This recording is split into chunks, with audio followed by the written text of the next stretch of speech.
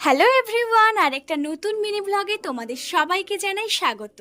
আশা করি তোমরা সবাই ভালো আছো আর আমিও খুব ভালো আছি। আজকে আমাদের বাড়িতে হচ্ছে পুজো, কারণ আমার পুচকুসোনার মঙ্গলের জন্য একটা মানসিক পুজো দেওয়ার কথা ছিল, তো সেটাই আজকে দিদি দেবে।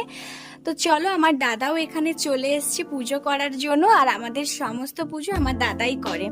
এখানে বাবা আর দিদি মিলে সমস্ত ভোগ প্রসাদটা নিয়ে এসে ঠাকুরের কাছে সুন্দর করে সাজিয়ে দিল।